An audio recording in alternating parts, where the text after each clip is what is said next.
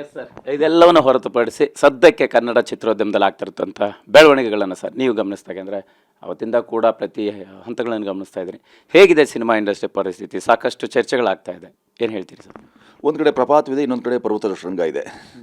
ಪರ್ವತದ ಶೃಂಗ ಕೆಲವೇ ಚಿತ್ರಗಳು ತುಂಬ ಹೆಸರಾಗೋದು ಅಥವಾ ಹಣ ಆಗೋದು ಅಥವಾ ಆ ಥರ ತುಂಬ ನಿರೀಕ್ಷೆ ಇಟ್ಕೊಂಡಂಥ ಸಿನಿಮಾಗಳಲ್ಲೂ ಸಹ ಹಣ ಗಳಿಕೆ ಆಗದೇ ಇರೋಂಥದ್ದು ಸಹ ಒಂದು ದೊಡ್ಡ ನಮಗೆ ಚಿಂತಾಜನಕವೇ ಆಗಿದೆ.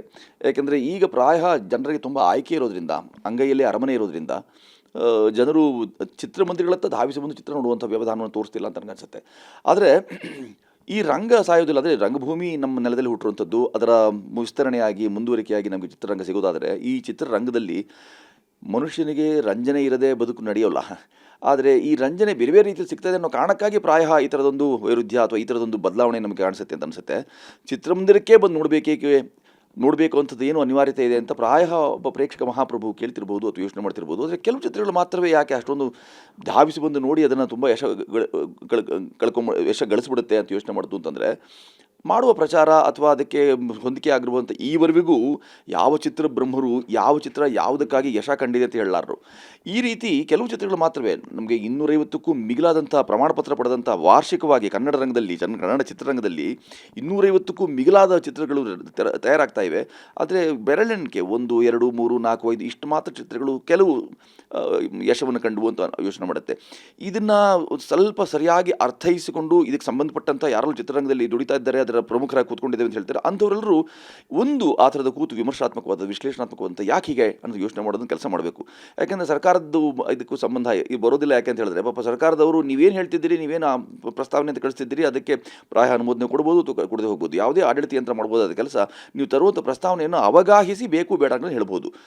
ಇಲ್ಲಿರುವಂಥ ಗಮನಿಸಿ ನೋಡಿದಾಗ ನಮಗೆ 3-4 ವರ್ಷಗಳಿಂದ ಅವರಿಗೆ ಸಹಾಯಧನದ ಪರಿಸ್ಥಿತಿ ಆಗಿಲ್ಲ.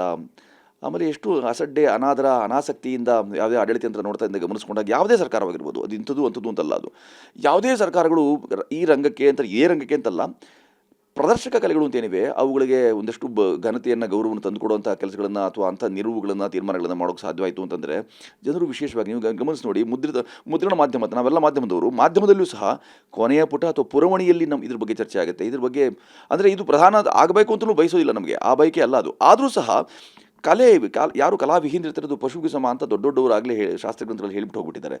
ನಾವು ನಮ್ಮ ಸಂಸ್ಕೃತಿಯನ್ನು ವಿಕೃತಿಯೆಡೆಗೆ ಕೊಂಡೊಯ್ಯಬಾರ್ದು ಅಂತಂದರೆ ಇದ್ರ ಮುಖಾಂತರ ತುಂಬ ಪ್ರಭಾವಶಾಲಿ ಮಾಧ್ಯಮ, ಇದು ಪರಿಣಾಮಕಾರಿಯಾದ ಮಾಧ್ಯಮ. ಇಂಥ ಮಾಧ್ಯಮಗಳ ಮುಖಾಂತರ ಅನೇಕ ಒಳ್ಳೆಯ ಕೆಲಸಗಳು ಆಗೋಕ್ಕೆ ಸಾಧ್ಯವಿದೆ.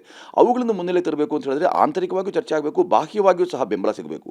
ಇಂಥ ಬೆಂಬಲ ಮತ್ತು ಆಂತರಿಕ ಚರ್ಚೆಗಳಿವೆಯಲ್ಲ, ಅದು ನಿರಂತರವಾಗಿ ನಾವು ಎಲ್ಲ ಸಂಘಟಿತರಾಗಿ ಏಕೀಭಾವದಿಂದ ನಾವು ಇದು ಸಂಹಿತೆಗಳ ರೂಪಿಸ್ಕೊಂಡು ಇದು ಹೀಗಾಗಬೇಕು.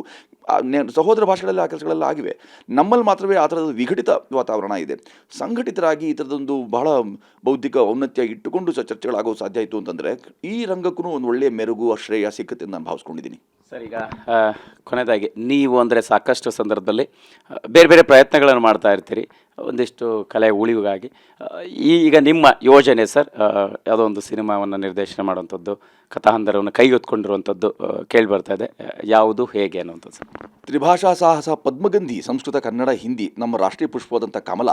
ಆ ಕಮಲಕ್ಕೆ ಸಿಕ್ಕದಂಥ ಇರುವಂಥ ಪ್ರಾಚೀನ ಕಾಲದಿಂದ ಅರ್ವಾಚೀನ ಕಾಲ ಅಂದರೆ ಆಧುನಿಕ ಕಾಲದವರೆಗೆ ಇರ್ಬೋದಂಥ ವ್ಯಾಪಕತೆ, ದೈವಿಕ ಕಲೆ, ಆಮೇಲೆ ಆಯುರ್ವೇದ, ಯೋಗ, ವೇದಾಂತ, ಸಾಹಿತ್ಯ, ಸಂಗೀತ, ನಾಟಕ, ಕಲೆ ಯಾವುದರಲ್ಲೂ ಸಹ ನೀವು ಗಮನಿಸಿದಾಗೆಲ್ಲರೂ ನಿಮಗೆ ಕೇವಲ ಕಮಲ ಪ್ರಧಾನವಾಗಿ ಕಾಣಿಸಿಗುತ್ತೆ. ಒಂದು ಗಣಿತಶಾಸ್ತ್ರದಲ್ಲೂ ಸಹ, ಅಂದರೆ ಭಾಸ್ಕರಾಚಾರ್ಯರ ಗಣಿತಶಾಸ್ತ್ರದಲ್ಲೂ ಸಹ ಕಮಲ ಯಾಕೆ ಬಳಕೆ, ಗಣಿತಕ್ಕೂ ಕಮಲಕ್ಕೂ ಏನು ಸಂಬಂಧ ಅಂತ ಆ ಥರದೆಲ್ಲ ಯೋಚನೆ ಮಾಡ್ತಾ ಒಂದು 10 ವರ್ಷಗಳು ಪರ್ಯಂತ ಮಾಡಿದಂಥ ಒಂದು ನಮ್ಮ ಪ್ರೊಫೆಸರ್ SR ಲೀಲಾ ಅನ್ನೋರು ಮಾಡಿದಂಥ ಒಂದು ತಳಸ್ಪರ್ಶಿ ಅಧ್ಯಯನ ಇದೆಯಲ್ಲ, ಅದನ್ನು ನಾವು ಕಥಾರೂಪದಲ್ಲಿ ಪದ್ಮಗಂಧಿ ಅಂತ ಮಾಡಿದ ಮೇಲೆ, ಅದನ್ನು ಜನ ತುಂಬ ಚೆನ್ನಾಗಿ ಸ್ವೀಕಾರ ಮಾಡಿದ ಮೇಲೆ, ನಮಗೀಗ ನಮ್ಮ ಸುವರ್ಣ ಯುಗ ಒಂದಿತ್ತು. ಆ ಕಾಲದಲ್ಲಿ ಒಂದು ಕಾದಂಬರಿ ಆಧಾರಿತ ಅಥವಾ ಈಗಾಗಲೇ ಭಾಳ ಚಂದದ ಹೆಣಿಗೆಯನ್ನು, ತುಂಬ ಒಳ್ಳೆಯ ಕಥಾ ಅಂದರೆ ಕಡದಷ್ಟು ಸಿಗ್ಬೋದಾದ ನವನೀತವನ್ನು ಇಟ್ಕೊಂಡು ಮಾಡ್ತಿದ್ದಂಥ ಕಥಾಹಂದರಗಳು ಅಥವಾ ಚಿತ್ರಪ್ರಸ್ತುಗಳು ಇತ್ತು. ಈಗ ಅದಿಲ್ಲ ಅನ್ನೋ ಕೊರತೆಯನ್ನು ಏನಾದ್ರು ನೀಗಬಹುದೇ ಅಂತ ಯೋಚನೆ ಮಾಡೋದು ಭರದಲ್ಲಿ 2005ರಿಂದಲೂ ನಾವು ಪ್ರಯತ್ನವೇ ಮಾಡ್ತಿರುವಂಥ ನಮ್ಮ ಬೆಳಗೆರೆ ಕೃಷ್ಣಶಾಸ್ತ್ರಿಗಳು ಬರೆದಿಟ್ಟು ಹೋಗುವಂಥ ಒಂದು ಸವಿಸ್ಮೃತಿ, 135 ವರ್ಷಗಳ ಒಬ್ಬ ಕಾಡು ಸನ್ಯಾಸಿ ಮತ್ತು ಅವ್ರ ಜೊತೆಗೆ ನಾವು ಪ್ರಯಾಣ ಮಾಡ್ತಾ ಒಂದು ಕೃತಿಯಾಗಿ ರಚನೆ ಆಗಿಬಿಟ್ಟು ಸವಿಸ್ಮೃತಿಯಾಗಿ ಇಟ್ಟುಕೊಂಡು, ಅದನ್ನು ಸ್ಮೃತಿ ಸಂಗ್ರಹವಾಗಿ ಇಟ್ಟುಕೊಂಡು ಅವ್ರ ಜೊತೆ ನಡೆದಂಥದ್ದನ್ನು ಒಂದು ಏಗದಾಗೆಲ್ಲ ಐತೆ, ಯೋಗದಲ್ಲಿಯೇ ಎಲ್ಲವೂ ಇದೆ. ಹಾಗೂ ಯೋಗ ವಾಸಿಷ್ಠಕ್ಕೆ ತೊಳಕು ಹಾಕಿದ್ದಾರೆ ದೊಡ್ಡವರು ಅದನ್ನು.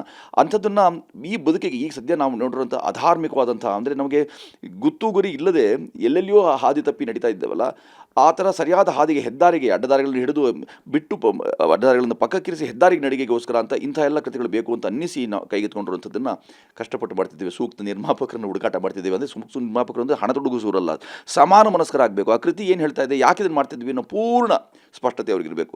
ಆ ಥರದ ಪೂರ್ವ ಸ್ಪಷ್ಟತೆ ಮತ್ತು ಪೂರ್ಣ ಸ್ಪಷ್ಟತೆ ಇಟ್ಕೊಂಡಂಥದ್ದನ್ನು ನಾವು ಒಂದು ಸಿನಿಮಾ ಮಾಡಬೇಕು ಅಂತ ಹೊರಟಿರುವಂಥದ್ದು ಇದೆಯಲ್ಲ, ಅದು ಮುಂದುವರಿಕೆಯಾಗಿ ನಮಗೆ ಈ ಕಲಾ ಯಾನದ ಮುಂದುವರಿಕೆಯಾಗಿ ಸಿಗ್ತಾ ಇದೆ ಮಾಲ್ತೇಶ್ವರ. ಸರಿ.